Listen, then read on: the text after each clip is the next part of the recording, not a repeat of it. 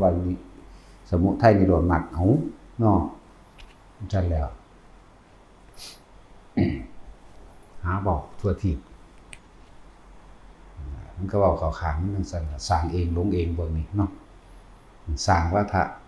กรรมขึ้นมาเองโดยความคิดเห็นของตัวเองแล้วก็หลงตัวเองพอว่าตัวเองเว้าถูกเด้สร้างเองหลงเองคิดขึ้นมาเองตัดสินเองแล้วก็หลงว่าตัวเองพูดถูกเองคิดถูกเองกระทำถูกเองจะบอกเรื่องยอดคำสอนหรือว่านิพพานจริงๆคือบ่มีความคิดหยังเด้บ่มีความคิดเห็นได้บ่มีผิดบ่มีถูกจักอย่างเลยสำหรับผู้เข้าถึงนิพพานแล้วมันก็เป็นสั้นเลยครับนั่นแหละเป็นของเฮ็ดได้ยากการบวชนั่นนะนั่นแหละแต่มันง่ายตัดสินก็บวชทั้งตัวตัดสินบ่รอดจักมื้อเนาะตัดสินสั้นแล้วฝึกสังสมเป็นอุปนิสัยไว้มันบ่แม่นของยากแล้วก็บ่แม่นของง่ายแต่คนที่มันมีบารมีเต็มแล้วกำลังใจเต็มคำว่าบารมีแปลว่ากำลังใจมันมารวมยอดถึงกำลังใจที่จริงกับเริ่มต้นแหละกำลังกายกำลังวาจาแล้วก็มาลงที่กำลังใจกำลังกายหมายถึงว่าให้ทานอาหารยารักษาโรคบำรุงที่อยู่อาศัยตลอดทั้งเครื่องอำนวยความสะดวกสบายต่างๆและการเสียสละแรงงานแรงกายของเจ้าของเองพร้อมบางครั้งก็มีการเสียสละของในกายคือเลือดคือเนื้อหรือเนื้อดวงตาเป็นจังซี่นั่นแหละมันกำลังทางกายกำลังทางวาจาก็คือเป็นคนที่มีสัจจะพูดคำไหนทำอันนั้นแล้วก็พูดแต่เรื่องจริงบ่เคยพูดเว้าเล่นลักษณะว่าโกหกให้ผู้อื่นเสียชีวิตและทรัพย์สินหรือกล่าวคำไม่จริงสิบ่มีบ่แม่นทำลายไผแต่ว่าที่จะกล่าวคำที่ไม่จริงไม่มีนี่คือกำลังทางวาจาสัจจะก็แม่นบอกแต่เรื่องจริงแล้วก็เลยมารวมยอดตรงที่กำลังใจเป็นผู้มีกำลังที่สามารถปล่อยได้อย่างสั่นปล่อยอย่างปล่อยว่างคือเฮาเห็นได้ยินได้ฟังได้อ่านนำพระไตรปิฎกหรือเพิ่นเว้าอดีตนิทานต่างๆให้ฟังเขาเจ้าคือบรรลุง่ายแท้บ่ก็บ่ได้ง่ายมันก็ง่ายแล้วเอายอดมันเนาะเขาเจ้าก็โอ้ยบวชผ่านพุทธศาสนาในพุทธเจ้าแต่ละพระองค์มานี่นับบ่ได้คือกันบวชผ่านมาเท่าใดแล้วเด้สิว่าสิได้พระทัพพระมรบุตรเกิดในท้องหญิงผู้หนึ่งว่าตายบัดนี้เขาเอาไปเผาแล้วมันบ่ไหม้แต่หม่องท้องพระทัพพระมรบุตรนะบ่ไหม้แต่หม่องที่มีคันนั่นน่ะไฟไหม้แตกบัดนี้เขาจะเอาไปย้อเอาประตักคือเหล็กแหลมไปเสียบให้มันแตกออกเพื่อจะไฟไหม้แตกปุ๊บฟ่งออกไปได้ไปข้างอยู่ที่ตอไม้นึงเรียกว่าทัพพระแต่ว่าวางอยู่บนตอไม้ทัพพระแปลว่าคนได้ตั้งชื่อว่าทัพพระมนุษย์คนว่างอยู่ตอไม้แต่สิแปลมาภาษานี่นะหรือเอิ้นว่าตอไม้นั่นแหละเดี๋ยวก็มีคนเอาไปเลี้ยงไม่ญาตินั่นแหละเลี้ยงแล้วก็ใหญ่ขึ้นมาก็เกิดความสลดสังเวชใจในหมู่พวกล้อเล่นเด็กน้อยน้ำกันล้อเล่นน้ำกันลูกบ่มีพ่อลูกบ่มีแม่มึงน่ะเขาเอาไปเผามึงแตกปุ๊ออกจากท้องแม่มึงตายมึงไปข้างอยู่ต่อไม้นั่นแหละเกิดความสลดสังเวชใจนั่นเห็นบ่ล่ะดวงตาเห็นธรรมเกิดเขาไปขอบวชกับอุชาคือภาษาลีบุตรโกนผมครั้งที่1บรรลุพระโสดาบันโกนครั้งที่2บรรลุฮอดอนาคามีมันบรรลุธรรมดาบ่โกนครั้งที่3บรรลุอรหันต์ว่า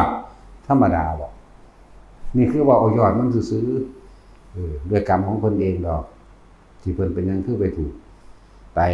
แม่ตายแล้วก็หม่องท้องบ่ใหม่นะเป็นกรรมของวัฏฏะที่เพิ่นเฮ็ดมาแล้วนะแต่สิเว้าย่นย่อไปในศาสตร์นึงที่เพิ่นเกิดในสมัยพระพุทธเจ้ากัสสปะในหมู่ภิกษุ10องค์ในปลายสมัยบ่แห้งเขาเจ้าตัดสินใจโสตายขึ้นไปในเทิง ผู้หม่องหนึงแล้วก็มีบันไดกายขึ้นสัตว์ไม่ถิ่มนะถ้าบ่บรรลุอีหยังก็สร้างสิยอมตายนี่หมายถึงเอาศาสตร์ที่แล้วศาสตร์ที่อยู่กับพระพุทธเจ้ากัสสปะนั่นแหละแล้วเป็นปลายสมัยเด้ปลายสมัยคือกันนี่แหละกับพระพุทธเจ้าโคดมเฮานะแบบนี้เอิ้นปลายสมัยแล้วนั่นแหละผู้หนึงบรรลุพระอรหันต์เหาะไปบิณฑบาตพวกท่านทั้งหลายจงอย่ากังวลเรื่องอาหารเดี๋ยวผมสิหาเลี้ยงพวกท่านเองผมสิบิณฑบาตเลี้ยงพวกท่านเองบอกเจ้างดเว้นเลยบ่เอาตายก็คือตายนะเพิ่นก็หอหนีไปทางใหม่องค์ที่2บรรลุอนาคามีองค์ที่3บรรลุสกิทาคามีหยังก็ว่าไปจนถึงสุดท้ายได้ฌานก็เกิดในสมัยพุทธเจ้าเฮาก็เป็นสุนัขคตฤชวีมั่งมาเป็นทัพพะมรบุตรมั่งมาเป็นหลายๆองค์นั่นแหละชื่อว่าอะไรดอกนั่นแหละบัดนี้ผู้นี้เพิ่นตายในฌานเด้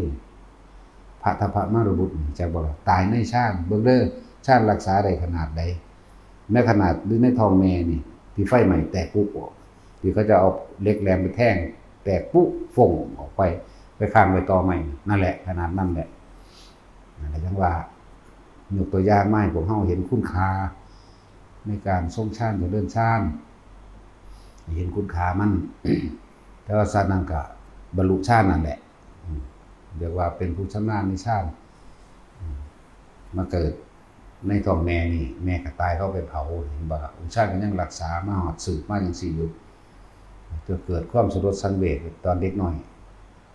ล้อกันหรือด่ากันนั่นแหละเพิ่นเป็นคนฉลาดเฮ็ดหยังก็สนะหมู่เบิดเว้าเรื่องเด็กน้อยด่ากันแบบโอ้ยลูกอีตายภาคนะจังว่าล่ะลูกอีตายภาคเอ้ยแม่มึงตายเขาแม่มึงไปเผามึงน่ะแตกปุขึ้นมามึงไปฟงข้างอยู่ที่ตอใหม่บอกภาษาบ้านเฮาเกิดความสลดสังเวชใจว่านี่หรือบารมีเพิ่นเต็มกำลังใจเต็มแล้วฟังอีหยังก็เข้าใจง่ายเพราะว่าหยังเพิ่นเคยสั่งสมไว้แล้วในอนิจจังในทุกข์ในอนัตตาเคยสั่งสมไว้แล้วนั่นคือว่าสิ่งใดทั้งปวงเนี่ยบ่กี่ลังบ่ยั่งยืนผู้ใดยึดมั่นถือมั่นผู้นั้นเป็นทุกข์ก็ว่าไปนั่นแหละเอาญาตินำไปบวชแล้วก็คนผม3เทือนได้ว่าบรรลุอรหันต์ไหลลึกลงไปอีกจากศาสตร์นี้ไหลลงไปหาพระโกนาคมนัสสะเกิดก่อนบ่แม่นพระโกนาในสมัยบ่มีพุทธเจ้าพุทธันดรนั้นบ่มีพุทธเจ้าจังซี่นะบำเพ็ญฌานเก่งคือหยังตัวตายในฌานอีกไหลไปหาพระพุทธเจ้าโกนาคมนัสสะไหลไปหาพระพุทธเจ้ากักกุสันโธหุ่นไหลย้อนขึ้นหลังไปอีกก็ได้นั่นแหละพระวิปัสสีพระวิปัสสีพระเวสสภูพระสิกขีไล่ไปพระสิกขีพระเวสสภูพระวิปัสสีไล่ไปอีกหลายพระพุทธเจ้าคืออย่างนี้เลยคือเขาเจ้าสิมาฮอดหมู่นี้จังว่าเขาเจ้าสั่งสมในพุทธศาสนาเอาไว้หนทางของผู้รู้ตามความเป็นจริงหนทางของผู้รู้ผู้ตื่นผู้เบิกบานสั้นก็จะมาถึงมื้อนี้เลยคือพวกเฮากำลังสั่งสมอยู่นี่แหละไปเถอะอย่างหนึ่งก็คือพวกเฮาเนี่ยสุตตมยปัญญาคือการสั่งสมพระสูตรเอาไว้มีธรรมจักรกับปวัตตนสูตรมีอนัตตลกนสูตรแล้วก็มีอธิตตปริยสูตรมั่งแล้วก็มีปฏิจจสมุปบาทมั่งนี่เฮาก็สั่งสมไปแม้นเฮาบ่ได้ในศาสตร์นี้แต่ว่าบุคคลใดมีจิตระลึกนึกถึง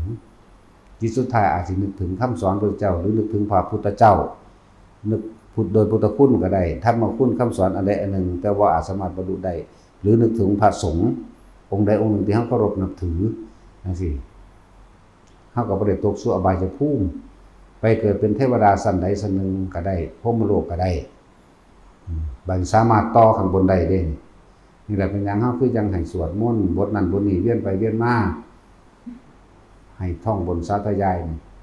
ในธรรมจักรมั่งอนัตตลกนมั่งอธิตตะมั่งปฏิจจสมุปบาทมั่งแล้วก็ส่วนบทภาคปริตต่างๆก็มีบทอเสวนามีบทยานีมีหยังนั่นแหละไป มันสิเป็นของสิติดแนบอยู่กับใจของเฮาเองมันบ่ลืมเด้คนที่ท่องหนังสือได้เร็วๆนี่คือของเจ้าเขาเจ้ามีของเก่าไว้แล้วบัดนี้เพียงแต่ว่ามีคนให้นัยยะมีคนเจาะไปในปุ๊บมันเป็นเอาเองของมันเลยเด้เฮาบ่ได้โดยบทต่างๆนี่เฮาบ่ได้ไปนั่งท่องคือหมู่เด้บ่ได้ไปเอาหนังสือมากลุ่มท่องแบบหมู่เด้เว้าเรื่องเจ้าของโลดมันจังเข้าใจดีมันเป็นเรื่องของเจ้าของประสบการณ์เฮาเองเฮาบ่ได้รู้จักไผรู้จักเจ้าของ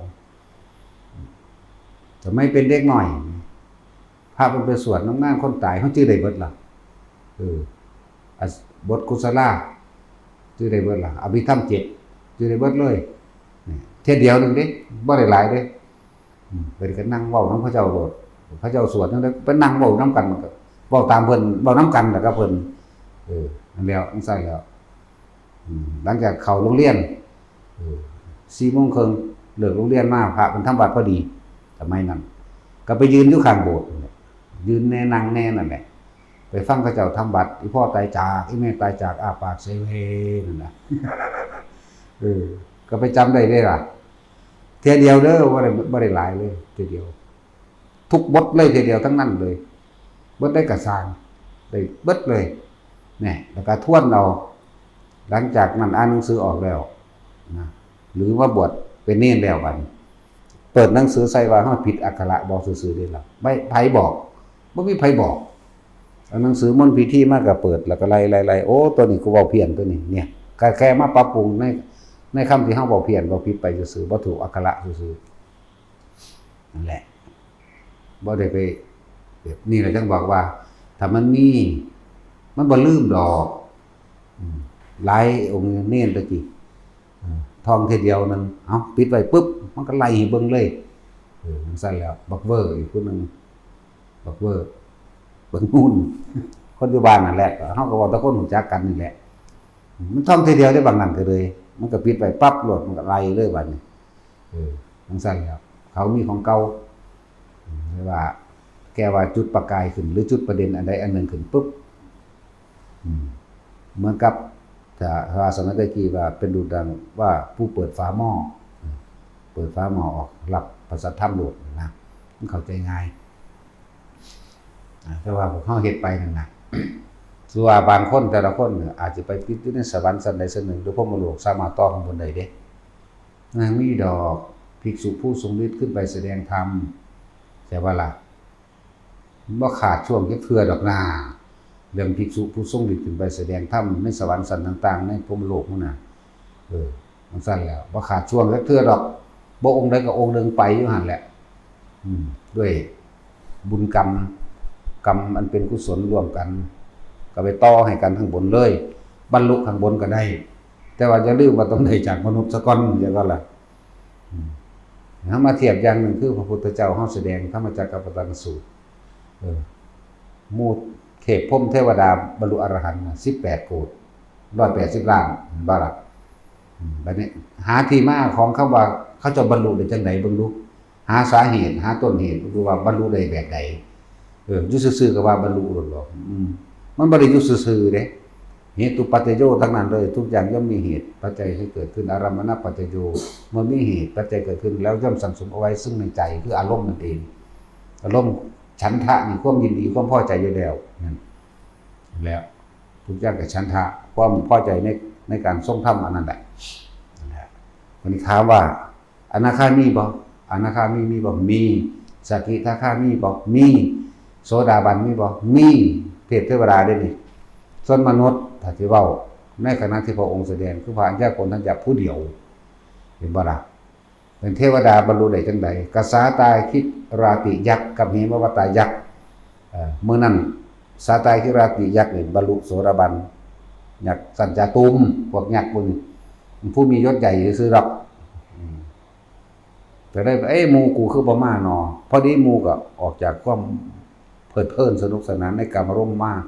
เลยว่าเที่ยวอยู่สวนดอกไม้ดอกไม้คือแปลกแท้มื้อนี้ดอกไม้บนสวรรค์บานเบิดทุกดอกแม้แต่โลกมนุษย์ก็บานเองนอกฤดูกาลจังซี่นะเลยแปลกกำลังก็คิดหาคิดฮอดกัน สาตายราชยักษ์ก็เห็นว่าตานี่จิตฮอดกันพอดีไปเห็นกันเอ้าเธอบ่รู้บ่ว่าพระพุทธเจ้าเกิดขึ้นแล้วพระพุทธเจ้าแสดงธรรมผู้นี้ก็แสดงธรรมของพระพุทธเจ้าต่อเลย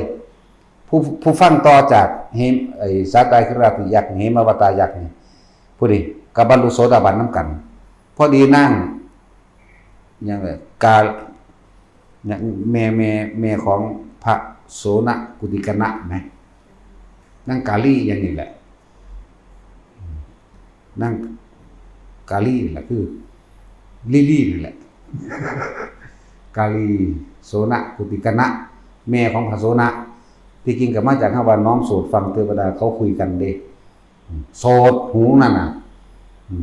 บัดนี้มันเป็นพระสูตรความเลยว่าโสนคือน้อมฟังเก็บทองออกลูกปูนมาตะอุเชนีบ่ได้มาเมืองไกลๆมันเด้ทำเนียมคนตะกี้ถ้าสิออกลูกมาออกบ้านพ่อบ้านแม่บ้านพ่อบ้านแม่เมียนั่นแหละแต่เว้าแล้ว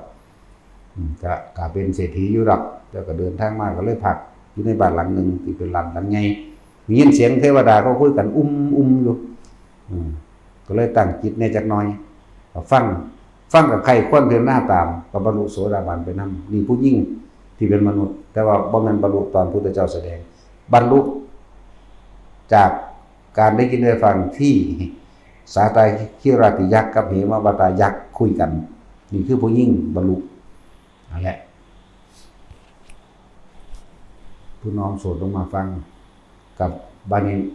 พระองค์นั้นที่เป็นลูกศิษย์ของพระมหากัจจายนะก็คือพระโสนกุติกนะหมายถึงพระผู้ได้อยู่กุฏิเดียวกันห้องเดียวกันกับพระพุทธเจ้าที่มาทำการขอพุทธานุญาตในการบวชพระให้ลดจำนวนพระสงฆ์ลงแน่ได้ที่บวชพระยากคืออย่างนี้เด้ต้องอาศัยสงฆ์20รูปพุ่นเด้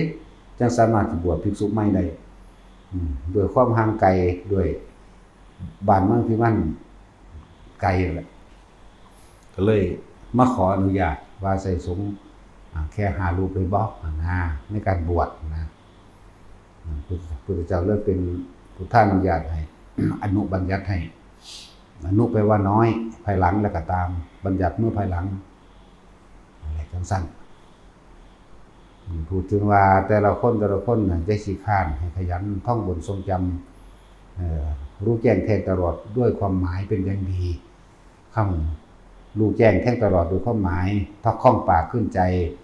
ท่องคำบาลีนี่คล่องปากขึ้นใจแล้วก็รู้แจ้งแทงตลอดด้วยความหมายในภาษาบาลีน่ะว่าเฮาแปลให้เบิดทุกอย่างอยู่แล้วในหนังสือนั่นว่าล่ะเฮาแปลให้เบิดละเอียดพร้อมแปลให้แล้วเรารู้แจ้งแทงตลอดด้วยความหมายเป็นอย่างดีความหมายของคำสอนความหมายของภาษานั่นแหละเป็นซั่นเฮาได้ความหมายแต่ว่าเฮามันยังบ่ทันสามารถละได้แต่มันเข้าใจแล้วเหลือตั้งแต่ละได้หรือละบ่ได้มันบ่เข้าจักคำว่าปัจจุบันนำนะเรียกว่าทุกพวกเข้านั่นน่ะท่องบนทรงจำไปเถอะท่องบนสาธยายรู้แจ้งทั้งตลอดด้วยความหมายของคำสอนพระเจ้าอันเป็นภาษาบาลีมาเป็นภาษาไทย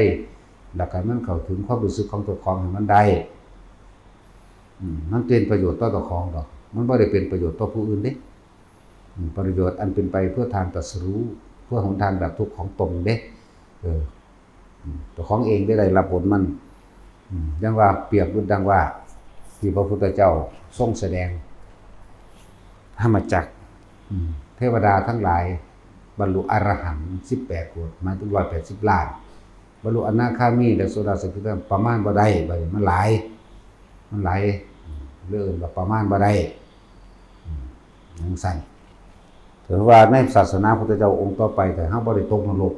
บ่เป็นเปรตบ่เป็นเดรัจฉานเนาะเฮาผ่านพ้นจากอบายภูมิได้แล้ว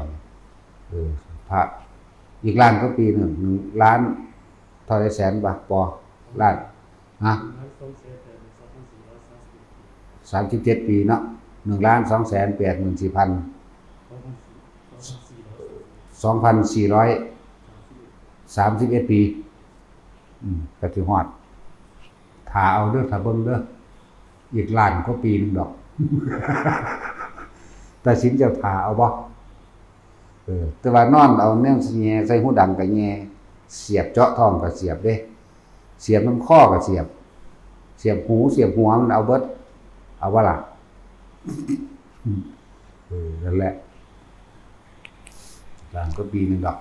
บ่โดนดอกแต่เป็นพ่อมกับข้าวเดียวหนึ่งดอกเพราะท่านพ่อมืออายุพวกมันกลับดึงมันได้สิบอกให้มันเป็นธรรมดาเด้ไล่เอาเองก่อนถ้าได้ปีอะไรเอาเป็นหาเปิดเบิ่งได้ประสูตรหลวดในหนังสือแต่ละเขาจะเทียบไปอยู่เท่ากับว่าตะกับ1โหลด2กับโหลด4กับโหลด8กับโหลด16กับโหลดไล่ขึ้นจนฮอดอสงไขยอรูปภพเป็นอสงไขยมันได้บัดนี้นานเด้มาสามารถนับรวมกันได้คำว่าอสงไขยโอ้ยกลับกันมึงกลับเถอะนะแล้วเบิ่งขนาดมันจะนับได้บ่วะ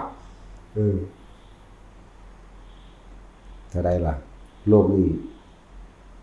เท่าใดลืมแล้วเดี๋ยวนี้42แสนโยชน์บ่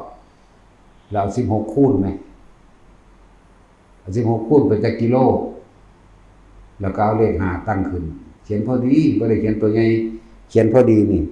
ไฟฟ้าเมื่อเลข5ตั้งเอาเลข0ต่อไปตัดสุดกิโลมันนั่นแหละนับเอานั่นแหละครับมันนับเอาไว้กันเลยบ่นับแมงไก่บันพอดีเป็นประสาทเนาะบ่ซั่นเพิ่นสิเอิ้นโกรธบ่แสนล้านโกรธติ้วกือหยังเพิ่นก็ว่าไปเลยว่ามันมีกือนำเด้สิบอกไงกือนี่แปลว่าหลายคักโกรธแล้วก็มากืออีกเด้มันกือแล้วไปตัดออกมาก็กลับซะนะมันกือนี่แปลว่ามากเด้อุ้ยเป็นกือพุ่นหน้ากูเห็นบ่เรียกว่าล่ะเป็นกือมาแต่ที่มาของพระเจ้ากือหน้าเพิ่นมีที่ดินหลายเลยเอิ้นกือมันหลายโพดกือหน้าพระเจ้ากือหน้าจะสิว่าไปหาเฮ็ดหยังดอกว่าเนาะจังซั่นแหละเฮาก็บ่จักเขา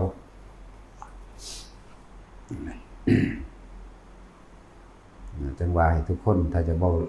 เรื่องกลับก็จังซั่นแหละอีกอย่างนึงเพิ่นก็เปรียบอุปมาอย่างนึงภูเขาสูง500โยชน์โอ้ยโพดบ่แม่น500โยชน์1โยชน์เด้เนาะซั่นหมาว่าหมาก็ตอบอยู่ดีคือกันมึงก็เป็นผู้ซอยกูได้ซั่นแล้ว16กิโลแหมสูง16กิโลกว้าง16กิโลแหมกว้างคูณยาว16กับ16 100ปีเลยบ่แม่น100ปีมัน100ปีมีนางฟ้าเอาผ้าสบายมากวาดเท่านึงจนกว่าว่าภูเขาสูงนั้นเรียบเสมอพื้นบ่มีเพียงดังเนินซั่นมันก็เสมอกันนั่นแหละจังเอิ้นว่ากับนึงว่าไงหลายคักวันนี้วันนี้เพิ่นก็เทียบอีกคือเก่าหลุมลึกว่าซั่นหลุมนั้นก็กว้างคูณยาว16กิโลเหมือนกัน100ปีอีกจะมีบุรุษผู้หนึ่งว่าซั่นเอาเม็ดในมะง่าไปถิ่มลงจนกว่าสิเต็มเพียงปากหลุมพอดีนั่นเอิ้นว่ากับว่าซั่นกูให้มึงถิ่มแมงซุมื้อนั่นมึงลองมึงกันหน้าถิ่มเลยมึงถิ่มซุมื้อในมะง่าแม่ถิ่มลงไปถิ่มซุมื้อมึงสิไปปลูกท่านหรือว่ามึงตายก่อนเนาะไกลคักปานมันนับเด้แล้วจังซั่นแล้วไกลพวกเนาะเรื่องพวกนี้เป็นเรื่องอาจินไตยสำหรับพวกเฮาแต่ว่าบ่อาจินไตยสำหรับเพิ่นพวกพุทธภูมิหรือโพธิวิสัยบ่เป็นอาจินไตยสำหรับเพิ่นแต่ว่าอาจินไตยสำหรับพวกสาวกเป็นสั่น มันเป็นนอกเหนือความสามารถพวกเฮาเพราะว่าเขาเจ้าเกิดโดนก็ทุกข์โดนแล้ววะสิเก่งทำาใดเดี๋ยวนี้เก่งก็เก่งทุกข์แล้ววะเนาะเฮารัดเอายอดของมันนำเพิ่นโลดเป็นหยังยอดมันอยู่ในลมหายใจเฮานี่เด้สิอยากเก่งไปเฮ็ดหยังสิว่าสิเก่งได้เกิดตายนับก็บ่ได้เป็นซั่นแหละต้องเสียสละชีวิตทุกภพทุกชาติปานนี้พูดถึงว่าให้พวกเฮาจะไปขี้คร้านในการมาทำวัดภาษาบ้านเฮาเอิ้นทำวัดแต่ว่าโดยนั้นก็คือเฮามาท่องบนสาธยายคำสอนพระพุทธเจ้ากับมันก็เป็นภาษาบาลีเนาะบัดนี้คำแปลเฮาก็มีเพิ่นเรียกว่าท่องบนทรงจำคล่องปากพร้อมขึ้นใจพร้อมคล่องปากเว้าทั้งปากก็เว้าโลดๆมันก็รีมันทุกุสเลที่จันตังสันตังปะทังอภิสเวจันเราไปโลดจักบ่เอบะมีสุตริกันสัมยังภควาภารนังสิยังวิหรติอิสิปะนิคล่องปาก บัดนี้นึกอยู่ในใจก็เหมือนกันนึกในใจเร็วกว่าความเว้าเมื่อกี้นี่เด้นึกในใจเร็วกว่านี้อีกเด้จังซั่นล่ะมันจะบ่ได้ขัดลิ้นขัดลมจังว่าล่ะนึกในใจเร็วกว่านี้2เท่า3เท่าหรือ46เท่าพุ่นบ่พวกเจ้าเวลาพวกเจ้าสวดมนต์ไหว้พระนี่แหมอย่างนามาถูพุทธนังนามาถูโพธิยาบางมื้อก็ได้7บทล่ะ10บทแล้วก็มีขนาดนั้นเด้พอเฮานึกในใจมันก็นั่งซึ้งลึงอยู่ตั้งแต่ได้10บทแล้วก็มี7บทแล้วก็มีมันเร็วเด้การนึกนั่นแหละมันก็ขึ้นอยู่การฝึกเด้บ่แม่นว่าสิมานึกเอาแบบนั้นเด้เฮาฝึกมาพอแห้งแล้วในมื้อนี้นะฝึกเว้าให้เร็วฝึกสวดให้เร็วมื้อนี้ได้ทั้งนั้นแหละแต่สิเว้าเรื่องปาฏิโมกข์นี่32นาทีพวกนี้ยังซ่าอยู่นี่40มั่ง50มั่งสวดใหม่ยังยาวมื้อนั่งบ่มานั่งนำสูหรอกเว้าเองผู้เดียวก็ได้เนาะตาสินอันใดก็ลงตาสินนั่นแหละแต่ว่ามีสมองก็ลงตาสินมีสมองก็แก้วคือหินก็ลงตาสินนั่นแหละจังว่าพวกเฮาท่องบนทรงจำให้คล่องปากขึ้นใจรู้แจ้งแทงตลอดด้วยความหมายแห่งคำสอนเป็นอย่างดีพระพุทธเจ้าเทศนาเป็นภาษาบาลีเป็นภาษาบาลีเป็นภาษานั้นในสมัยนั้นมันก็เทศนามันกระควบหมายกับคนมาแปลออกมาแล้วก็คือดูก่อนภิกษุทั้งหลายถ้าเวมีภิกขเวอันตาปะปะจิเตนะเตนะวิโสตภายะโยกายังกามีสุขมัสสุขลิกาในคนหิโนภมกุตุชนโกรลิโยนาตสันนิโตมันนี่ปัญญาภาษาเฮาก็ไปแปลเอาว่าดูก่อนภิกษุทั้งหลายพวกเธอจะเข้าไปใกล้ในที่สุดแห่งสองส่วนจะทำให้กายลำบากอย่างหนึ่งอย่าเข้าไปสุดโต่งในตัณหาอย่างหนึ่งว่าไปบ่ล่ะกามสุขาริการโยกหิโนภมโกตุชนโกนรุนาตสันนิโตนี่เฮาก็มาแปลเอาตัวเฮาสิเอาแต่คำแปลไปนำแต่ก็ต้องได้สอนภาษาภาษาของตัวเองซึ่งเป็นภาษาเฮาเข้าใจได้ภาษาใจเฮาเองภาษาเป็นภาษามคธเมืองมคธเรียกว่าภาษามคธซะเป็นสั้นสมัยนั้น เป็นตามยุคของมันบัดนี้เฮาเพราะว่าเฮาทรงจำได้แล้วตายไปเกิดในสวรรค์ชั้นต่างๆนะจาตุมจักสิท่านบ่ทันเด้อเพราะว่ามัน50ปีมนุษย์เท่ากับ1วันอายุมันก็บ่หลายเนาะ50ปีมนุษย์เท่ากับ1วันเด้แต่ว่าสั้นดาวดึงอาจสิทันอยู่นะล้านกว่าปีนึงแล้วก็ไปบวกกันเอา50ปีมนุษย์เท่ากับ1วัน100ปีมนุษย์เท่ากับ1วัน200ปีมนุษย์เท่ากับ1วันมั่งแต่ละสั้นมีอายุของมันเด้ปลายพวกเราเฮาก็ลืมแล้วเว้าเรื่องอันนี้ท่องจำได้เบิดทุกอย่างในพระไตรปิฎกบาดมาฮอดมื้อนี้จำยังบ่ได้จักอย่างบัดสิเว้าก็เว้าเพิ่นโลดคิดจะบ่ออกแปลกประหลาดคือจังนี้เด้ตอนเฮาอยู่บ้านตากเฮาอยู่กุฏิสูงมีหนังสืออยู่800เล่มถ้าอ่านหนังสือบ่จบในอาทิตย์นึงเพิ่นสิให้หนีแม่กูต้องอ่านมื้อละ100เล่มกลัวเงิดคือยังนี่บ่ได้คิดว่าสิจบจังเม็ดเด้7 8เล่มเด้อว่าแม่เฮ็ดจังได๋เนาะว่าก็บ่ฮู้ล่ะเทียนเล็กบ่ได้มีไฟฟ้าเด้สิบอกให้เอาตั้งอันนึงมาตั้งเทียนไว้ค้ำใส่จังซี่เลยจังได๋แล้วอ่านเอาเองก็ได้ลึกๆไปเลยจำได้พร้อมเริ่มต้นแรกจำได้เบิดเลยพระไตรปิฎกก็จำได้ว่ามีจักเล่มแต่ละฉบับมีจักเล่มมีจักหน้ามีจักวรรคมีจักตัวอักษรมีสระอิจักโตมีสระอาจักโตมีสระจักโตพร้อมแต่ว่าเดี๋ยวจำหยังบ่ได้เลยสงสัยมันเลอะไปแล้วเดี๋ยวนี้ขนาดนั้นเด้มีตัวนอนหนูจักโตมีตัวข้อควายจักโตกอไก่จักโตเด้ไล่แยกได้ขนาดนั้นเด้นั่นแหละตัวนี้บ่ได้หยังจักชานตัวนี้สั่นเดี๋ยวถ้าเว้าเอาเองซื่อแหละขนาดนั้นโดยพวกเฮาท่องบนทรงจำแต่ว่าแปลให้มันได้บางที่ภิกษุเพิ่นก็เลิศหมายถึงว่าเพิ่นคล่องเฉพาะทางของเพิ่นเนาะบางองค์ก็แตกฉานในธรรมจักรเพิ่นก็สิแสดงธรรมจักรมั่งแม่นบ่บางองค์ก็แตกฉานในอนัตตลกนัสูตรว่าด้วยความบ่มีตัวตนเนาะเพิ่นก็สิแสดงเรื่องอนัตตลกนัสูตรของเพิ่นไป บางองค์ของอธิตะปริยยสูตรนะเพิ่นก็สิแสดงธรรมของเพิ่นไปมันเป็นเอตทัคคะได้หมายถึงเลิศคนละอย่างคนละทางหมายคือความคล่องแคล่วและชำนาญในแต่ละแขนงแต่ละอย่างแต่ละทางพวกเฮาก็บ่ฮู้สิคล่องแคล่วหยังก็ฟาดแม่งเบิดหั่นแหละใช่ว่าล่ะองค์นี้ขึ้นไปนั่นบ่เข้าใจอ้าวองค์นี้ขึ้นไปเข้าใจองค์นี้เพราะว่ามันสิตามของมันเองยังมีอยู่ทุกยุคทุกสมัยนั่นแหละในการสมัยที่มีพระพุทธเจ้าเกิดขึ้นหรือศาสนาของพระพุทธเจ้าองค์นี้บ่ทันได้อันตรธานแม่นบ่ล่ะถ้าอันตรธานแล้วก็มืดมนอนตการอนาคตบัดนี้เหลือแต่พระโพธิสัตว์สิลงมาพาหมู่สรรพสัตว์ทั้งหลายบำเพ็ญคุณงามความดีพระปัจเจกเพิ่นก็บ่ตั้งศาสนาเด้บรรลุไผบรรลุมั่นแล้วโลดเด้แล้วก็บ่ได้แต่งตัวงามๆคือเฮาซุมื้อนี้เด้ผ้าเพิ่นก็ทะลากสีเด้ได้สีเขียวได้สีแดงได้สีชมพูหยีบใส่กันรุมตูมยามตูยุตาหยะเด้บางคนก็สิบางคนก็ไปดูถูกเพิ่นว่าเป็นโรคเลือดมั่งว่าเป็นขอทานนั่นนี่มั่งสารพัดแต่สิว่าไปบาปมันก็ตกกับผู้ดูถูกซั่นแหละ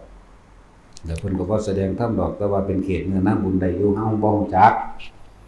ห้วยแต่พระแสดงอยู่ซุมื้อยังบ่นั้นยังบ่ได้ฮู้จักได้ว่าสร้างคุณประโยชน์อีหยังผ้าคนทำคุณงามความดีผ้าคนบ่เบียดเบียนคนมันยังบ่ฮู้จักได้คนซุมื้อนี้แม่นบ่ล่ะสิไปเว้าหยังกับสมัยนั้นมืดมนอนตการอยู่แล้วเมื่ออันตรธานในศาสนาพุทธเจ้าโคดุมพูดถึงว่าอันตรธานแห่งศาสนาพุทธเจ้าโคดุมเพราะท่านนี่แม่นอันตรธานตรกับคนละอย่างกันเพิ่นก็สิปรากฏพระธาตุสิร่วมตัวกันอีกทีนึงแล้วเพิ่นสิแสดงธรรมอยู่7มื้อมนุษย์ไม่รู้เรื่องจักว่าล่ะมนุษย์คนบ่รู้เรื่องสัตว์บ่รู้เรื่องเทวดารู้เรื่องเทวดาฟังธรรมน้ำตาไหลให้ไปนำจังสิร่วมตัวกันก็เตโชธากับไหม้ทิ้งจักว่าล่ะนี่เอาแค่พื้นฐานมันสักวันเดียวสุดเถาะบ่จักดอกบ่สุดแต่ก็ไหม้เรียกว่าเป็นพุทธนิมิตเป็นพุทธนิมิตพระพุทธเจ้าสิแสดงธรรมอยู่7มื้อแล้วก็สิเกิดแล้วก็เกิดเตโชธาตุไฟก็ไหม้ละลายลงไปสูญหายไปคนก็ฆ่ากันยังบ่ลึงถึงถือจังซั่นแหละถ้าอันตรธานตรกับไปอย่างนึงเด้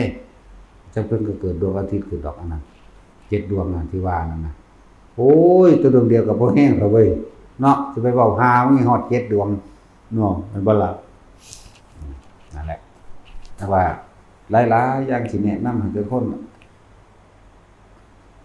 ทุกข์ก็เพราะจิตสุขก็เพราะจิตเพราะความคิดของเฮาเองเขาไปยึดมันคือมันอันใดอันหนึ่งแต่ว่าเนี่ย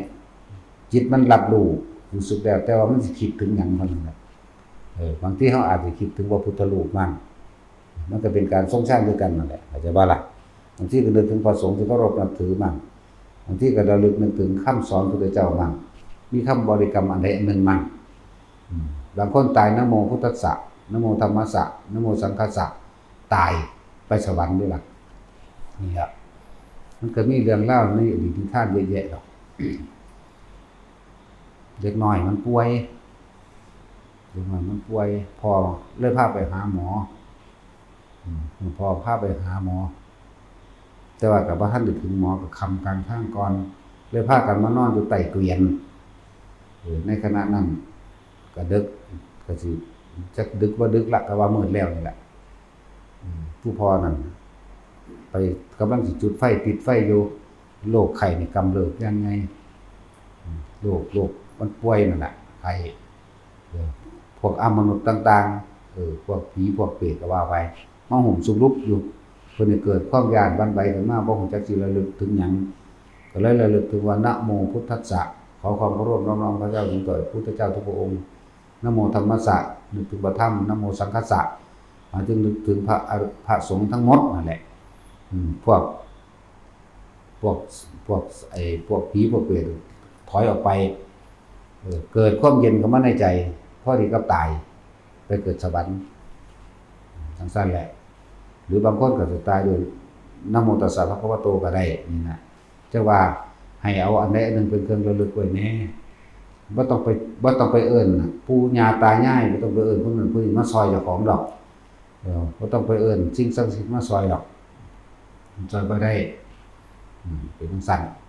ก็เลยอยากให้พวกเฮาระลึกถึงเฉพาะพระพุทธพระธรรมพระสงฆ์เป็นที่พึ่งเป็นสรณะเป็นที่ระลึกนึกถึง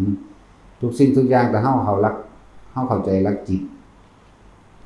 ตกับผู้รู้สังสมไปเบิดอาการของผู้รู้อาการที่คือการคิดจิตรู้สั่งสงสมจำไว้แล้วคำว่าจิตนี่ร่วมในสัญญาเวทนาสัญญาสังขารวิญญาณร่วมแล้วเป็นจิตว่ารู้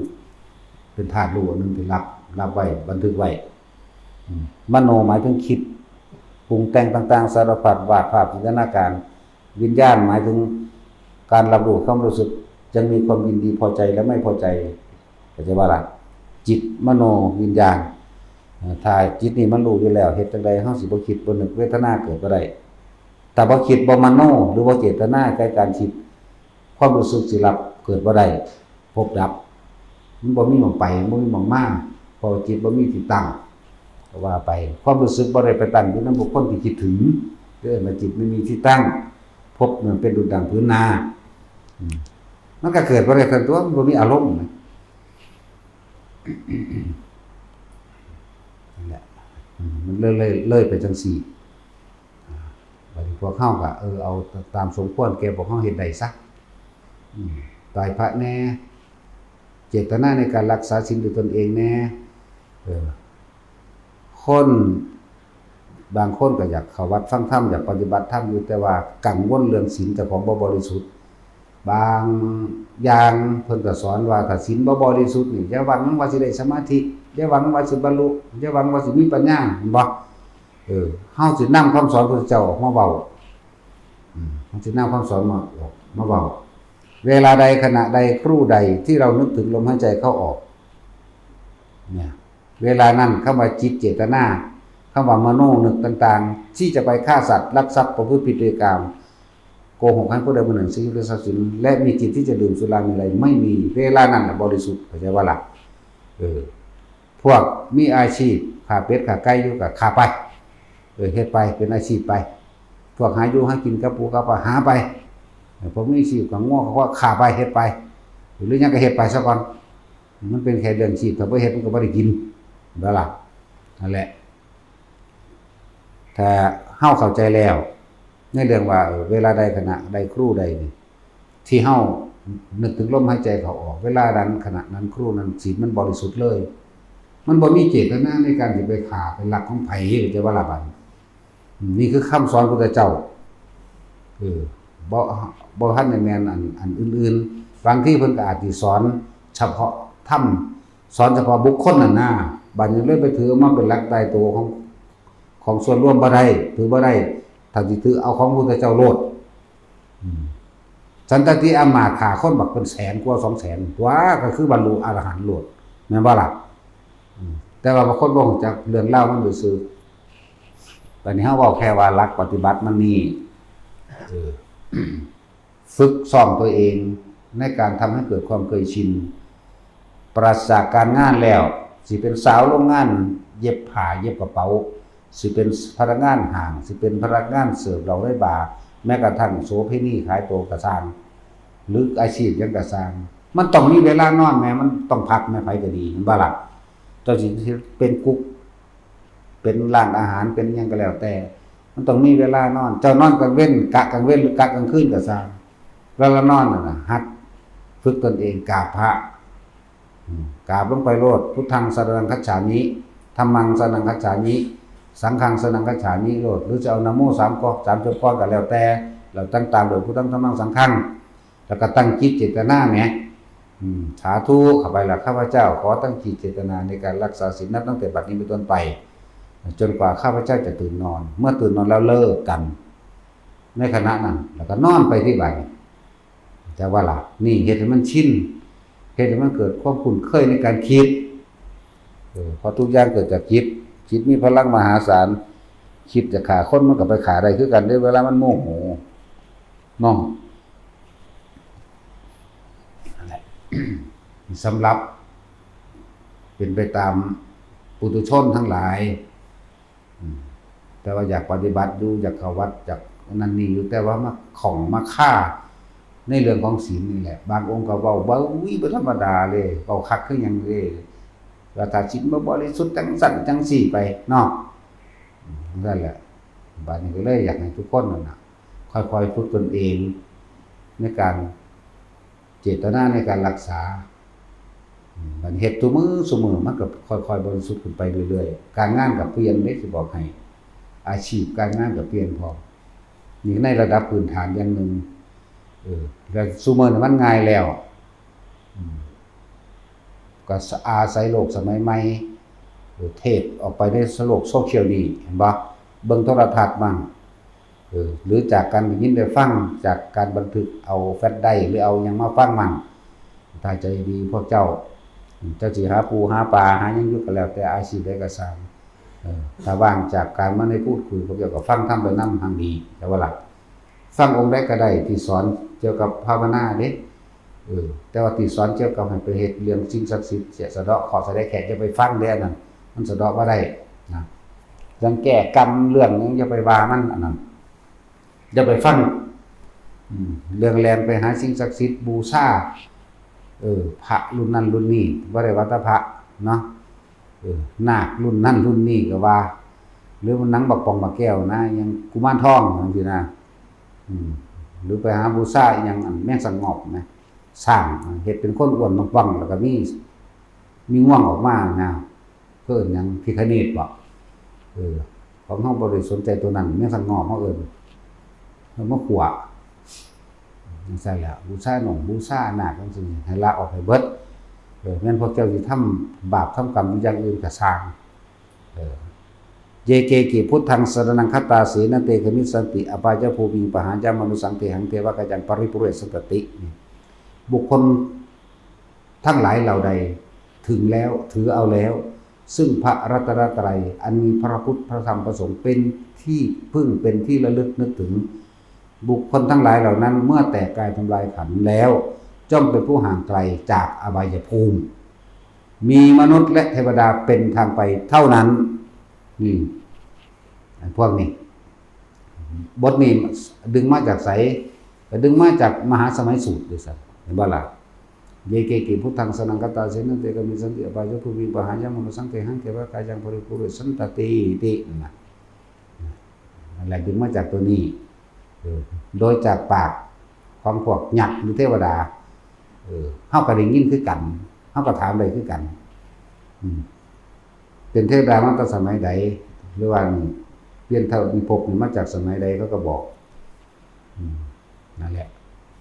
เขาก็บอกแบบนี้แต่ก่อนน่ะเป็นคนใจร้ายเรียกว่า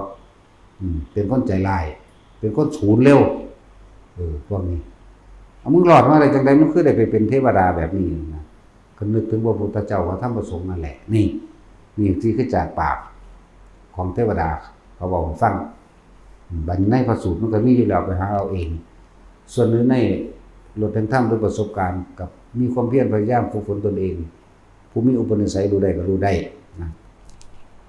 เห็นได้คุยกันกับเขาได้เรื่องสั้นเลยว่าทุกคนนั่นน่ะจะไประลึกนึกถึงสิ่งอื่นเลยนอกจากพระพุทธเจ้าก็คือความรู้ทั้งหมดตามความเป็นจริงนั่นแหละพุทธเจ้ากับพระธรรมเลยเป็นอันเดียวกันอย่างว่าส่วนพระสงฆ์สาวกแปลว่าผู้สืบทำคำสอนผู้ปฏิบัติตามผู้เดินตามสาวกะเนี่ยแปลว่าเดินตามตัวนี้ตอนนี้ถ้าบ่มีสาวกพระพุทธเจ้าก็ว่าเป็นพระพุทธเจ้าได้เป็นปัจเจกพุทธะหรือว่าล่ะ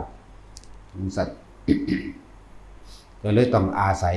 สารณะ3อย่างนี้พุทธธรรมสงฆ์ธรรมจริงๆมันมีอยู่แล้วของมันแม้นพุทธเจ้าสิเกิดบ่เกิดก็สร้างคำว่าธรรมแปลว่าชีวิตจริงที่มนุษย์และที่สัตว์ทั้งหลายจะต้องผ่านพบเกิดแล้วแก่เหมือนกันบ่เจ็บเหมือนกันบ่ป่วยเหมือนกันบ่พลาดพลาดจากสิ่งที่รักเหมือนกันบ่ตายเหมือนกันบ่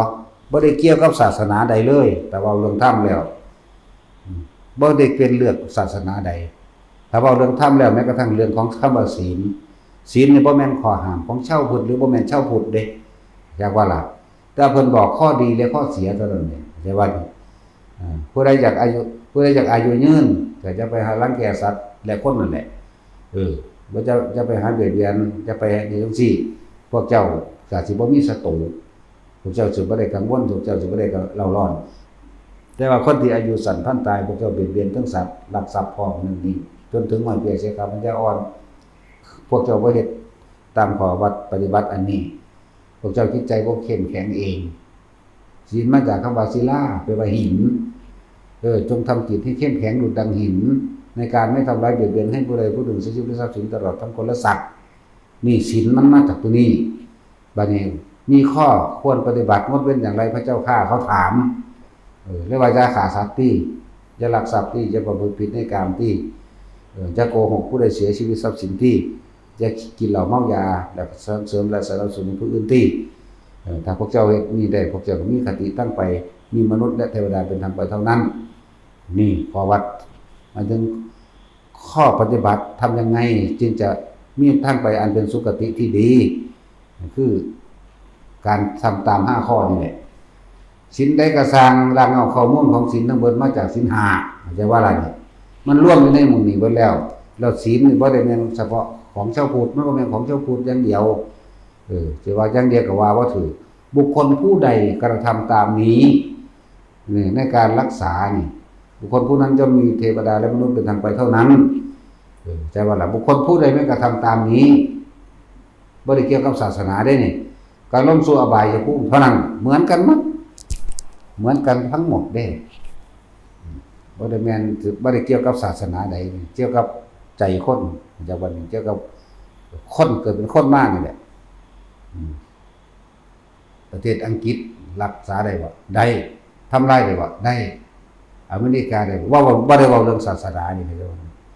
คนป่าแอฟริการักษาได้บ่ได้แต่รักษาได้แล้วไปสวรรค์แล้วมนุษย์ได้บ่ได้เนี่ยถ้าบ่ได้ก็อบายเหมือนกันบ่ได้เกี่ยวกับคนพุทธใช่ว่าล่ะนี่คือธรรมมันเป็นของมันอยู่แบบนั้นพุทธเจ้าคนพบคนพ่อเพิ่นก็เอามาจากความจริงโดยธรรมชาติตามความเป็นจริงของมันเป็นแบบนี้มันเป็นตถาตาทุกสิ่งทุกอย่างเป็นเช่นนี้แต่ว่าคนเกิดแล้วจะเป็นเช่นนี้บ่เกิดแล้วก็แก่เก็บตายนี่คือเป็นเช่นนี้นี่ตถาตานี้ทำดีกับตถาตาไปทั้งสวรรค์และมนุษย์เข้าใจบ่ล่ะความเป็นเช่นนั้นมันก็เป็นของมันจังซั่นล่ะภาษาเฮาบอกจังซี่เป็นของมันจังซั่นล่ะเฮ็ดดีชั่วแก่ก็ได้ดีนั่นแหละนะเฮ็ดชั่วพวกเจ้าก็ได้เลวนั่นแหละนะบ่เรื่องธรรมบ่ได้บ่เรื่องศาสนาเลยยิ่งนิพพานทางบ่มีศาสนาตัวเนาะจังซั่นแหละโอ้ยเย็นละหามบ่แซ่บคือลาบงัวว่ะเนาะแต่สิจะกินบ่เจ้าลาบงัวขี้ปอ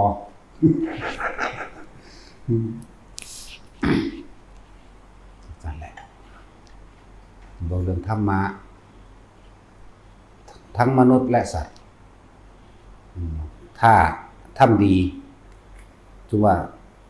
ตอนนี้ทั้งมนุษย์และสัตว์แยกสัตว์ทำเร็วสว่าเสือหรือสิงโตไปกินกวางไปฆ่ากวางไปฆ่ากระต่ายไปฆ่าหยังบาปบ่บาปมันบ่บาปเป็นสิบ่บาปถ้ามันบ่กินมันทำดีของมันก็ว่าเสือรักษาศีล5นี่ได้บุญบ่ได้นี่เกี่ยวกันบ่ละบาดนี่คำว่าแต่ว่าศาสนาแล้วนี่คำว่าธรรมะนี่เด้อสิงโตเกิดแล้วก็แก่เก็บตายเหมือนกันพัดพรากจากสิ่งที่รักเหมือนกันมันบ่บางคนอเมริกาคนแอฟริกาไทยลาวจีนเขมรยังก็สร้างเกิดแล้วก็แก่เก็บตายเสมอกันบ่นี่คือธรรมนี่คือความจริงของทุกชีวิตสรรพสัตว์พร้อมบัดนี้คำว่าไฟเนาะบัดนี้เว้าเรื่องศาสนาพุทธหรือคนพุทธไปจับไฟฮ้อนบ่ศาสนาคริสต์จับไฟฮ้อนบ่นี่แม้คือธรรมมันก็ฮ้อนไฟมันก็มีหน้าที่ร้อนเช่นนั้นของมันเป็นอย่างนั้นของมันเกี่ยวกับศาสนาว่าก็บ่นี่เปรียบเทียบเข้าใจง่ายซื่อดอกคนทุกชนชาติศาสนาถึงจะเว้าเรื่องศาสนาแต่ว่าเอาธรรมความจริงเข้ามาจับทุกศาสนาเกิดแล้วแก่เหมือนกันบ่เจ็บป่วยเหมือนกันบ่คนที่หักตายเสียใจร้องไห้คือกันบ่ ตายคือกันบ่ถ้าเผาถิ่มก็เป็นกระดูกขาวโลกคือกันตัวเนาะ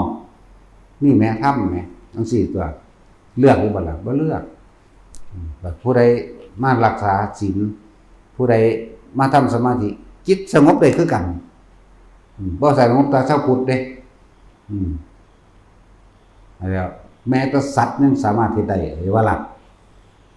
เมธิกะหรือหยังล่ะกบ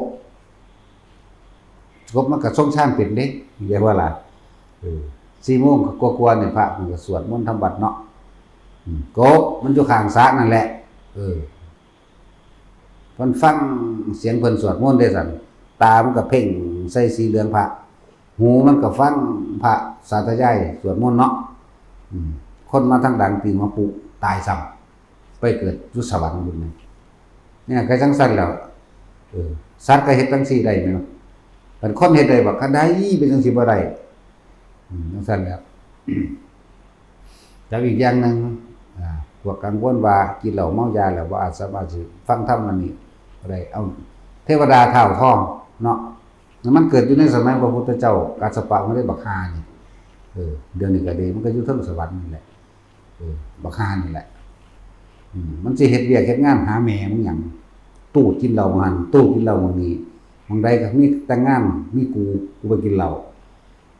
เอาบุญศีลทานหยังมีกูแต่ว่ากูไปกินเหล้าเรียกว่าหลักกูไปกินเหล้าเมาเปขี้คุยโว้โอวดอยู่หั่นแหละแต่ว่าบ่เฮ็ดหยังได้บักฮานี่ซั่นแล้วมื้อนึงเขาก็แห่รอบแห่อยู่ในบ้านนั่นล่ะรอบวัดซะก่อนแต่เขาเจ้าสิวางเครื่องของแห่บ่ว่าสิเป็นกองโพนต่างๆเป็นของเป็นใดๆก็สร้างสิไว้นอกวัดหมอนี่ก็เมาเต็มที่เลยล่ะโอ้ยบ่ม่วนดอกกูบ่แต่ว่าเลี้ยวเข้าไปมองตรงเข้าไปในวัดนั่นน่ะเห็นพระพุทธเจ้านั่งอยู่ต้นธรรมะจะว่าในอาสนะที่กูเอาไว้แล้วน่ะเห็นรู้แต่ว่าเพิ่นนี่เมาจากเมื่อบ้านกูบ่ไหวแล้วเว้ยเลยย่างข้ามห้วยห้วยน้องน้อยๆหรอกห้วยบ่แม่นน้องจักห้วยบ่แม่นห้วยเด้ห้วยข้ามห้วยน้ำก็แค่เพียงหัวเข่านิดนึงดอกมันก็พาไปพอดีมันสั่นไม่ให้เราหรือมันยังของมันนี่แหละจะเข้าเอิ้นยังแบบว่าฝุ่นมันไปนอนเบิดกำลังอยู่ฝากห้วยฝากนั้นพอดีพระสงฆ์องค์สัก30 รูปนี่แหละเดินทางมาพอดีบ่ฮู้จักข้างไปวัดว่าไปทางใดได้ไปถามมันเขย่าโตเลยถามว่าโยมทางวัดของพุทธเจ้าเฮาไปทางใดมันก็เดี๋ยวเบิ่งมื่นตาก็บ่ขึ้นละอาอยู่บักหานั่นแต่มันจำได้อยู่เด้นี่จิตมันจำเห็นบ่นี่จิตมันจำได้มันจำหน้ามันจำพระพุทธเจ้านางกมอยู่ข้างในหมดเด้มันเอาตีนสี่เอามือมันก็ยกบ่ขึ้นแขนมันยกบ่ขึ้นแล้วเห็นแต่ปลายตีนมันแดกไปข้างเดียวข้างขวาหูจักว่าข้างขวาได้เพราะยังค่อนมันเอาตีนข้างขวาสี่เด้เน้นได้ขนาดนั้นแหละแล้วซั่นแบบตีนข้างขวาสี่พูดละแต่ว่าปากบ่ได้ใจมันเว้าได้อยู่พูดละมันเอาตีนพระมันก็ฉลาดนำก็เหลียวเบิ่งตีนมันสี่ไปทางนี้ไปนี่ละเฮาว่าซั่นพอดีมันก็ใจขาดตายสั่นบักหาไปเกิดอยู่สวรรค์สันดาวดึงส์มั้ยโอ้บักหานี่เอาเปรียบหมู่ขนาดเด้อบ่เฮ็ดเวียกเฮ็ดการเฮ็ดงานหยังแถมสั่งมีนางฟ้าเป็นบ่ได้ว่าอีก700ว่าซั่นโอ้ยแต่สิเว้าตามความจริงไว้สิมักมึงเนาะขี้เมาหยองเปอยู่พอซำนั้นไผสิไปเอาเป็นผัวเดี๋ยวนี้นี่เขาสิตีนต่ำมึงแหละเอาอันนี้มันเกิดขึ้นมาจากนิรมิตเด้อบ่ได้แม่นตัวบุคคลเข้าไปมักมันก็ไปนำมันเด้มันเกิดขึ้นจากของนิรมิตเองนี่เป็นกำไรอย่างหนึ่งของเขานั่นแหละตีนข้างขวาเด้เนี่ยมันจักว่ามันเอาตีนข้างขวาสิมันแห้งข้างขวามันเหลือแห้งอยู่ซำนั้นเอาปลายตีนสิแดกอยู่อันนั้นแหละมีบริวารมีนางฟ้าเป็นบริวารพร้อม700โอ้บ่เฮ็ดแมงหยังจักหน่อยก็คือสินั่นแท้แหละเนาะเดี๋ยวนี้มันก็ฟังอยู่หั่นแหละว่าตบปากเพิ่นธรรมดาเฮา นั่นสิแท้ถ้าสิเว้าในเรื่องมีในพระสูตรบ่มีพระโมคคัลลามีในเรื่องพระโมคคัลลาเพิ่นก็มักไปสวรรค์นรกอยู่แล้วแล้วก็นำสิ่งที่เพิ่นเห็นนั่นแหละพระโมคคัลลาออกมาแสดงให้ญาติผู้ตายมั่งแล้วก็เรื่องราวต่างๆว่าแนะนำคนบ่ให้ทำบาปทำกรรมหยังไงทำแต่บุญนั่นแหละก็ได้ไปเห็นนี่แหละไปเห็นวิมานของอันเทวดาเท้าทองนี่ตีนมันแต่ว่าบาดเป็นตีนทองเป็นทั้งของขานอยู่เด้เป็นต้นนิโปรตีนก็บ่เป็นนั่นแต่จริงมันก็บ่เป็นตะโปรตีนมันคือใส่รองเท้าตีนทองทั้งสองข้างนั่นเด้ไปเห็นสวรรค์วิมานโอ้วิมานนี่คือเป็นตะสีทองล้วนๆแท้เนาะเด้บ่ได้มีแก้วมีเพชรประดับเด้แต่เป็นทองเพิ่นก็เลยสงสัยว่าโมกขลาก็เลยเข้าไปถามรูปร่างหน้าตาก็ดีเด้ไปเป็นเทวดาล่ะบ่ได้เป็นสีเมาเด้นั่นแหละก็ถามว่าเฮ็ดบุญอีหยังมาอายเด้หันหลังหันข้างหันยังไงบ่กล้าเว้าเพราะว่ามันบ่เคยเฮ็ดบุญสิเฮ็ดบุญแม่มึงหยังภาษาจำภาพพระพุทธเจ้าได้ซื่อๆนั่นแหละอายกันนั้นคันนี้เพิ่นก็ขยันขย่อให้บอกจังได๋โอ้ผมบ่เคยเฮ็ดบุญหยังเลยขอยอมรับสมัยผมเป็นมนุษย์ตั้งแต่ใหญ่มานี่ขี้คร้านการงานบ่เอาหยังจักอีกจักอย่างมีแต่ไปหาสแตกแดกเหล้าน้ำบ้านน้ำเมืองเขางานแต่งานอยู่ไสก็มีผมไปกินเหล้าเขาเอาบุญบ้านนั้นบ้านนี้หรือมีเทศกาลผมไปตลอดไปกินเหล้าเอามันก็ได้มาเป็นเทพบุตรได้จังได๋ซั่นโอ้มีพระพุทธเจ้ากัสสปะในสมัยนั้นผมบ่ม่วนนำเขาเพราะว่าเ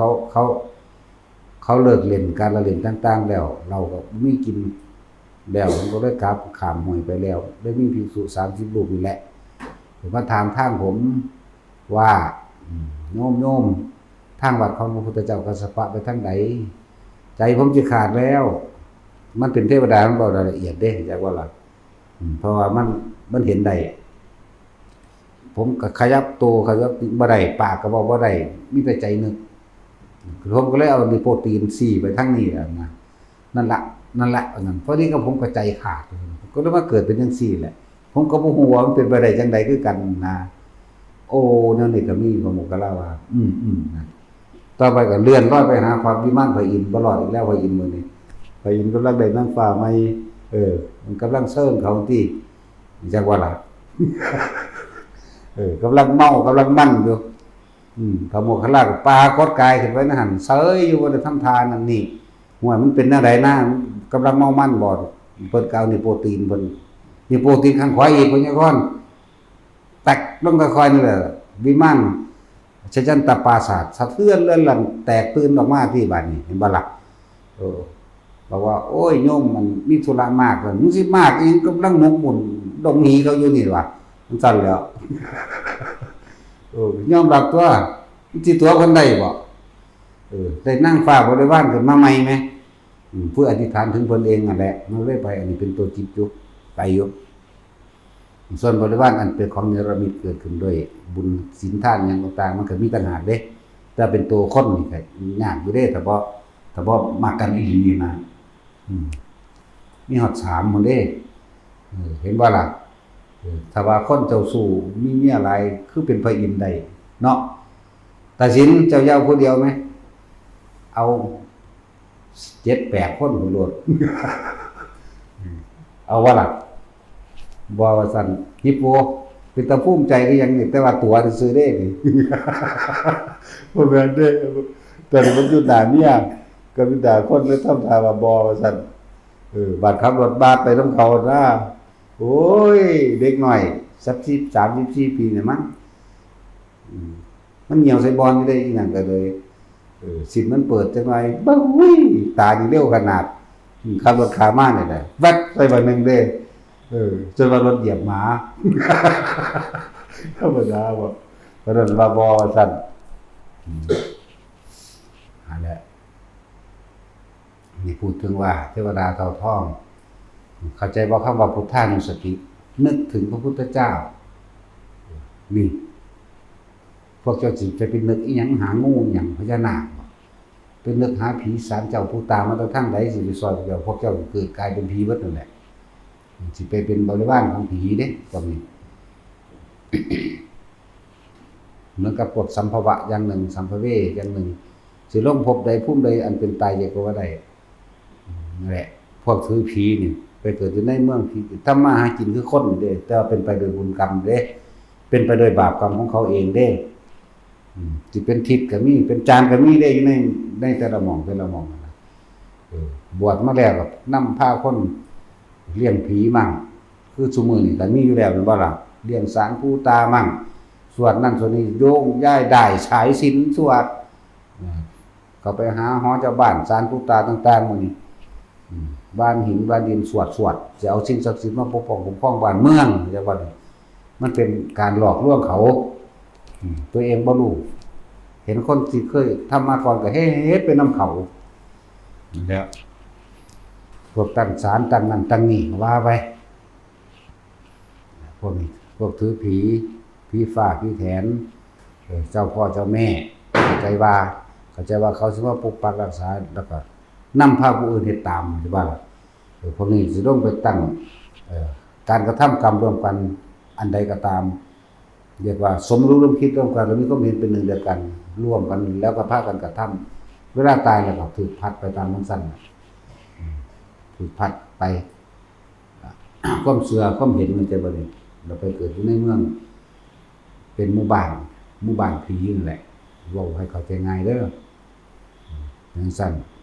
เวลาไฟไหม้ป่ามานี่ไม่น้อยๆก็สร้างจะว่าล่ะคนไม่ถ้าพูดถึงว่าก่อหญ้า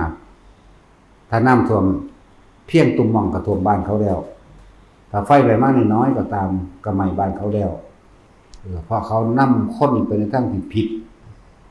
ชักจูงชักชวนไปในทางที่หมอดูบ้างรดน้ำมนต์บ้างสะเดาะเคราะห์มั่งสะเดาะเคราะห์ในการทำพิธีต่างๆบูชายัญบวงสรวงมั่งพวกนี้สิไปลักษณะนี้เด้อไปสู่หมู่บ้านแห่งหนึ่ง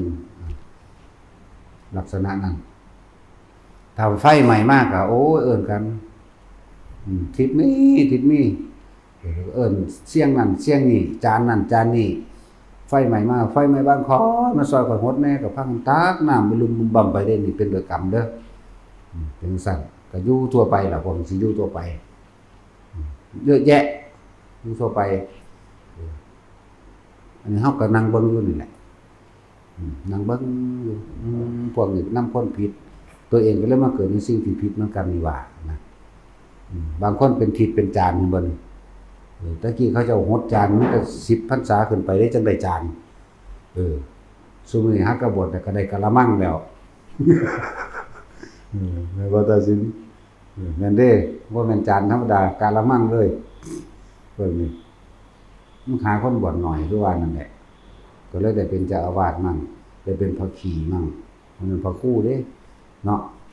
แต่ก็เป็นบ้าอำนาจนั่นนี่มั่งได้บัดนี้พระครูพระขี่กูทั้งคู่พระตัวกูยังบ่เป็น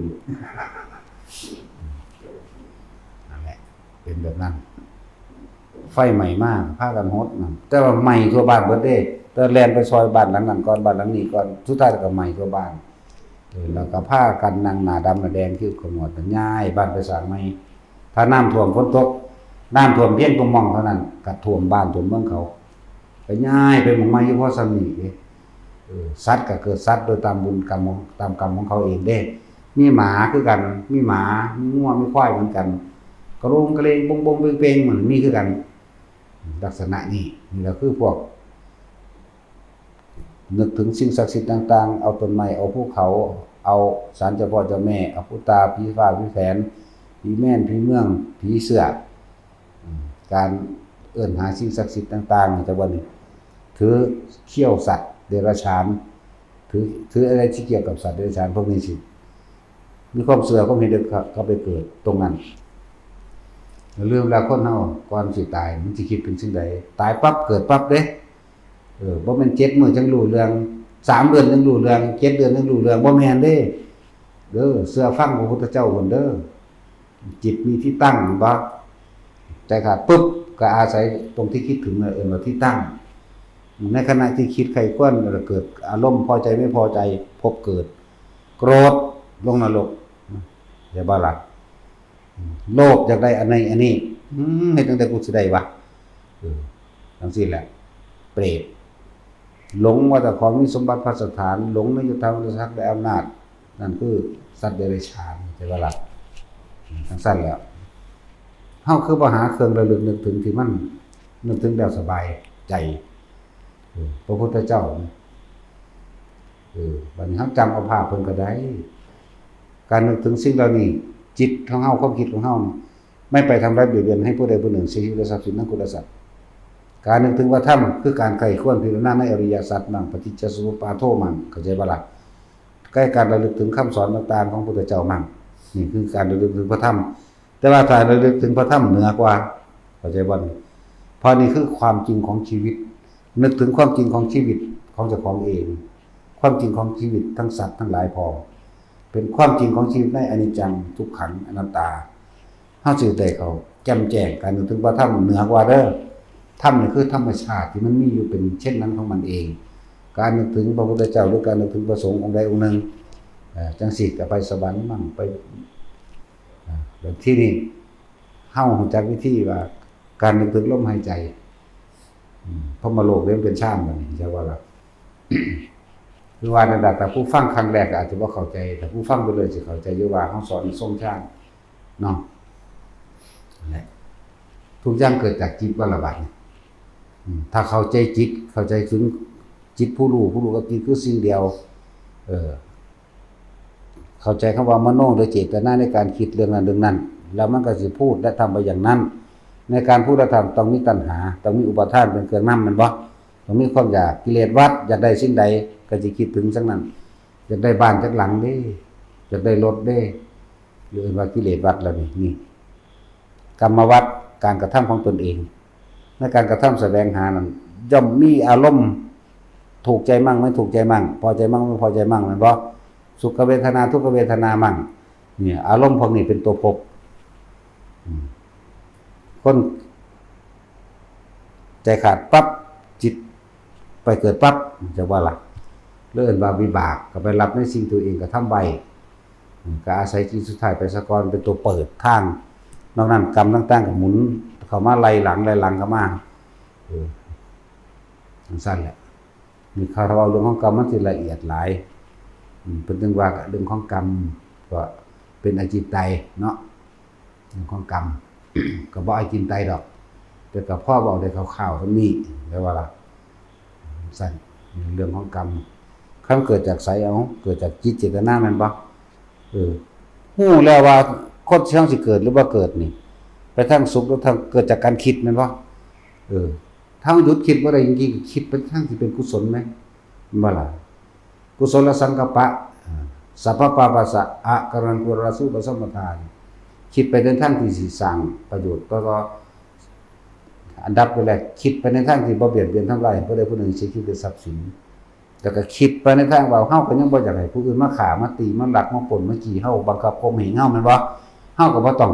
ไปบังคับข่มเหงเขานี่เป็นกุศลสังกัปปะเข้ามาแล้วเป็นการส่งอารมณ์มันเป็นกุศลแล้วนั่นแหละคิดไปในทางนี้เรื่องมันก็เป็นเกิดความสงบเย็นภายในตัวเองก็เป็นบุญขึ้นมาแล้วบัดนี้มีชีวิตอยู่ก็สร้างประโยชน์อันที่บ่เป็นโทษในการทำร้ายเบียดเบียนให้ผู้อื่นเสียชีวิตหรือทรัพย์สินจังว่าก็เฮ็ดไปนั่นแหละให้ส่งอารมณ์เป็นกุศลไว้ถ้าเฮ็ดบ่ทันได้หยังบ่ทันได้ก็ดีสำหรับพวกเฮาอยู่นี่ก็เอาดูวิธีของเฮาก็คือโดยชำนาญกับว่าอาศัยการทรงฌานเจริญฌานโดยอานาปานสติได้ให้เกิดกรรมฐานอันหนึ่งที่พวกเฮาสร้างขึ้นมาหรือตั้งขึ้นมาอันเป็นเครื่องอยู่คือจากจุดหน้าโล่งไปว่าทำความรู้สึกอยู่ตรงกลางระหว่างคิ้วโดยอาศัยลมหายใจเป็นพื้นฐานเป็นสะพานนั่นแหละเพื่ออยากเป็นก็มาฝึกเอาสักก่อนบ่ทั้งเบิดมันก็ซุมื้อแล้วล่ะยังก็ดีเนาะนั่นแหละหมู่พระเฮาบ่ต้องเฮ็ดหยังละทำความรู้สึกอยู่ในหน้าผากมั่งหัวมั่งหน้าอกมั่งถ้าผู้ใดว่าท่านเกิดก็อาศัยลมหายใจเป็นพื้นฐานเป็นทางซะก่อนแล้วหมู่ภิกษุผู้ฝึกใหม่อย่าข้ามขั้นตอนบอกตลอดได้อย่าข้ามขั้นตอนเด้อพวกเจ้านั่งเป็นแล้วชินแล้วชินยืนเดินนั่งนอนชินแล้ว บัดนี้มันก็สิขึ้นไปชั้น2ของมันเองเหลือแต่ปีติสุขเอกตาเป็นชั้น2ของมันเองเลยว่าให้พากันแช่อยู่แค่นั้นแหละแช่อยู่ตรงความรู้สึกนิ่มหน่วงบนหัวมั่งกลางหน้าผากมั่งหน้าอกมั่งเข้าใจบ่ล่ะเฮ็ดอยู่ขนาดนอกนั้นมันสิพัฒนาไปของมันเองเข้าสู่อันใดใดเฮาสิรู้ด้วยเฮาเองนั่นแหละ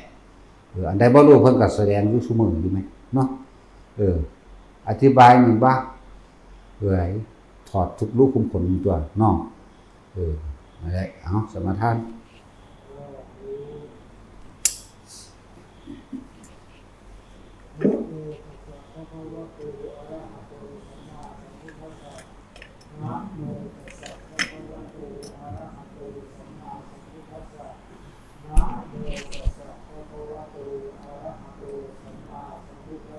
อิมาหังภควา